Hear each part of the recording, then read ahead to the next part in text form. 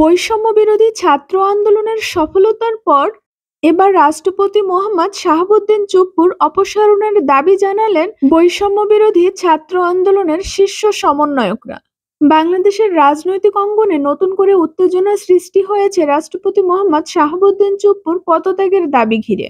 বৈষম্য বিরোধী ছাত্র আন্দোলনের অন্যতম দুই সমন্বয়ক হাসনাত আব্দুল্লাহ এবং সার্জিস আলম পৃথক পৃথক দুটি ফেসবুক স্ট্যাটাসের মাধ্যমে তারা রাষ্ট্রপতি শাহাবুদ্দিন চুপ্পুর অপসারণের দাবি জানান। হাসনাত আব্দুল্লাহ তার ফেসবুক পোস্টে লেখেন, আওয়ামী লীগের বিচার নিশ্চিতকরণ, নতুন সংবিধান গঠন, আওয়ামী লীগে দুর্নীতিবাজ আমলাদের পরিবর্তন, হাসিনার আমলে করা সকল অবৈধ চুক্তি বাতিল এবং চুপ্পুকে অনতিবিলম্বে রাষ্ট্রপতির পদ থেকে অপসারণ করতে হবে।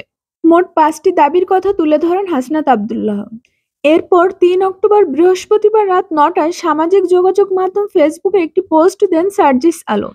তিনি পোস্টে লেখেন, আওয়ামী লীগের বিচার নিশ্চিতকরণ, নতুন সংবিধান গঠন, আওয়ামী লীগে দুর্নীতিবাজ আমলাদের পরিবর্তন, হাসিনার আমলে করা সকল অবৈধ চুক্তি বাতিল এবং রাষ্ট্রপতি শাহাবুদ্দিন চুপ্পুকে অনতিবিলম্বে রাষ্ট্রপতির পদ থেকে অপসারণ করতে হবে। সমন্বয়কদের ফেসবুক পোস্ট ছাড়াও রাজধানীর উত্তরায় ছাত্র নাগরিক মতবিনিময় ঐক্য সভায় বৈষম্য বিরোধী ছাত্র আন্দোলনে আহত ও নিহত পরিবারের সদস্যবৃন্দ ও কেন্দ্রীয় সমন্বয়করা উপস্থিত ছিলেন।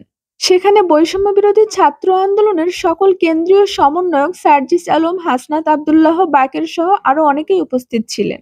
সবাই একমত হয়ে এই দাবি জানান যে রাষ্ট্রপতি খুনি হাসিনার দ্বারা নিযুক্ত, সেই রাষ্ট্রপতিকে উৎখাত করতেই হবে। এছাড়াও হাসনাত আব্দুল্লাহ একটি বেসরকারি টিভি চ্যানেলে এসে রাষ্ট্রপতির অপসারণের দাবি জানান।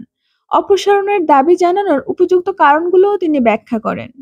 উল্লেখ্য, গত 5ই আগস্ট ছাত্র ও জনতার প্রবল আন্দোলনের মুখে সাবেক প্রধানমন্ত্রী শেখ হাসিনা দেশত্যাগ করেন এবং রাতারাতি আওয়ামী লীগ সরকারের পতন ঘটে। গত 8ই আগস্ট ডক্টর মোহাম্মদ ইউনূসের নেতৃত্বে একটি অন্তর্বর্তীকালীন সরকার গঠিত হয়, যার শপথ গ্রহণ অনুষ্ঠান পরিচালনা করেন রাষ্ট্রপতি মোহাম্মদ শাহাবুদ্দিন। কিন্তু এই অন্তর্বর্তীকালীন সরকারের মধ্যেও পুরনো সরকারের অবশিষ্টাংশ হিসেবে কাজ করছে রাষ্ট্রপতি শাহাবুদ্দিন। এমনই অভিযোগ তুলেছেন ছাত্র আন্দোলনের নেতারা। তাদের মতে রাষ্ট্রপতির অপসারণ ছাড়া দেশে স্থায়ী পরিবর্তন আনা সম্ভব নয়। ছাত্র আন্দোলনের সমন্বয়ক সার্জিস আলম এবং হাসনাত আব্দুল্লাহর এই দাবি দেশের রাজনৈতিক অঙ্গনে ব্যাপক সাড়া ফেলেছে। বিশেষ করে ছাত্র আন্দোলনের তরুণদের মধ্যে এ নিয়ে ব্যাপক আলোড়ন তৈরি হয়েছে। এদিকে রাষ্ট্রপতির দপ্তর থেকে এখনো এ ব্যাপারে কোনো আনুষ্ঠানিক প্রতিক্রিয়া আসেনি। তবে এখন সবার মনে একটাই প্রশ্ন ঘুরপাক খাচ্ছে, কে হচ্ছেন আগামীর রাষ্ট্রপতি।